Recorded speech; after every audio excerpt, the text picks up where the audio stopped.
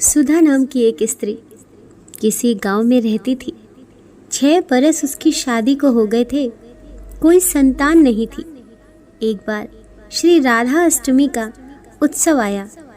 गांव की औरतें बरसाना जा रही थीं और उन्होंने कहा, तुम भी बरसाना चलो, राधा रानी बड़ी दयालु हैं, तुम्हारी गोद ज़रूर भरेंगी।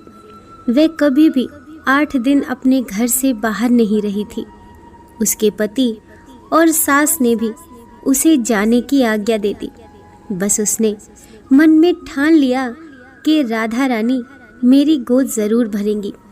जिस दिन उसे जाना था उसी दिन पैर में चोट लग गई, चला भी नहीं जा रहा था। फिर भी वह स्त्रियों के संग यात्रा पर चली गई।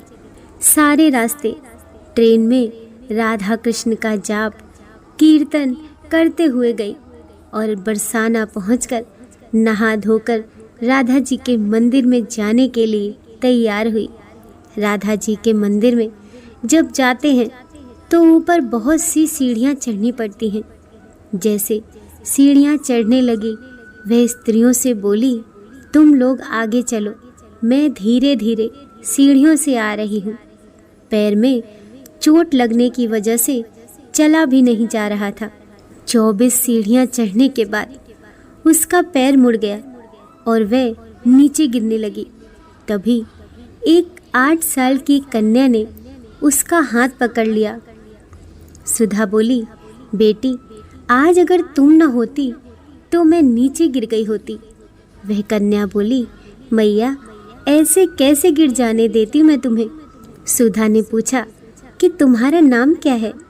वह बोली, लाली नाम है, मैं यहीं पास में रहती हूँ। वे दोनों सीढ़ियों पर बैठ गई। लाली कहने लगी, मैया, मेरे लिए क्या लाई हो। ना कोई जान न पहचान, और लाली ऐसे बात कर रही थी, सुधा ने सोचा। फिर सुधा ने कहा, लाली, मैं कल तुम्हारे लिए लेकर आऊँगी, तुम्हें क्या पसंद है। लाली बोलती है, मुझे नथनी, गले का हार, कान के कुंडल, चूड़ियाँ, मेहंदी, घाघरा चोली, यह सब कुछ पसंद है, कुछ भी ले आना। इतना कहकर वे बालिका भाग गई। जैसे तैसे सुधा भी मंदिर में दर्शन करके लौट आई। आकर सोचने लगी उसके बारे में और बाजार से उसने गले का हार, चूड़ियाँ उसके लिए लाई। अगले दिन वहीं जहाँ मिले थे वह लाली उसका इंतज़ार करते मिली। चूड़ियाँ और गले का हार जैसे ही उसे दिया वह बोली, बस इतनी सी, और चीज़ें नहीं लाई, और वह मुंह फुलाकर बैठ गई। तब सुधा बोली, अभी मैं 8 दिन यहीं पर हूँ, रोज़ तुम्हारे लिए कुछ न कुछ लाया करूँगी। यह सुनकर लाली उसकी गोद में बैठ गई और गले से लग गई। सुधा तो जैसे रोने लगी, उसे जैसे एक संतान मिल गई। खूब प्यार से उसके सिर पर हाथ फेरा। ऐसे ही वह फिर चली गई। सुधा ने मंदिर से आकर घाघरा और चोली उसके लिए बनवाए। ऐसे ही रोज़ कुछ न कुछ उसे देती। और एक दिन सुधा कहती है, अब ये सारी चीज़ें मुझे डालकर भी तो देखा, कैसी लगती है मेरी लाली। लाली बोली, कल राधा अष्टमी है, कल पहनूंगी। लाली के साथ एक लड़का भी था। उसे देखकर सुधा ने कहा, आज पता नहीं मेरे मन में क्या आया, मैंने एक धोती और मोर वाला मुकुट लिया है, क्या मैं इसे दे दूं? लाली बोली, ये लाला है, मेरे साथ ही रहता है, हाँ तुम इसे दे दो। ऐसा कहकर वे दोनों सामान लेकर चले गए। अगले दिन राधाष्टमी थी। जब सुधा सीढ़ियों पर आई, वहाँ आज कोई नहीं मिला। बहुत इंतज़ार के बाद जब मंदिर में पहुँची तो वहाँ बहुत भीड़ थी। कीर्तन और नृत्य हो रहा था।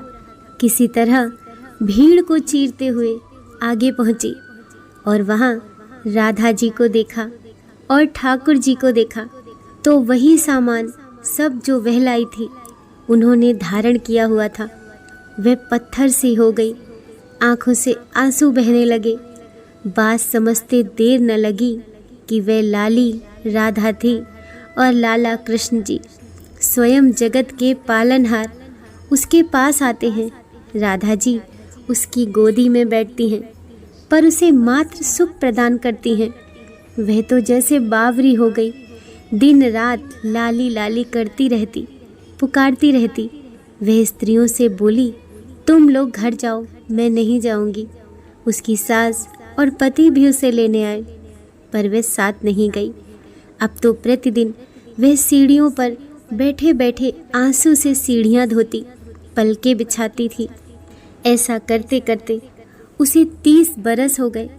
एक दिन एक बालिका उसका हाथ पकड़कर ऊपर ले गई। वहाँ जाकर बोलती है, लो आ गई तेरी लाली। ऐसा कहकर बाहें फैलाकर सुधा को बुलाने लगी और अपने गले लगा लिया। उस दिन सुधा ऐसे गले लगी कि पार्थिव शरीर को छोड़कर सदा के लिए अपनी लाली के पास चली गई। इस घटना से हम सबको यह सीख मिलती है कि जो भी आशा रखें, चाहे कैसा काम हो या निष्काम हो, केवल भगवान से ही रखें। एक ना एक दिन भगवान अवश्य मिलते हैं।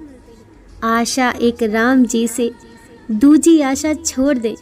नाता एक राम जी से, दूजा नाता तोड़ दे। दोस्तों, कहानी पसंद आई हो तो वीडियो को लाइक कीजिए, चैनल को सब्सक्राइब कीजिए। मिलते हैं अगली कहानी के साथ।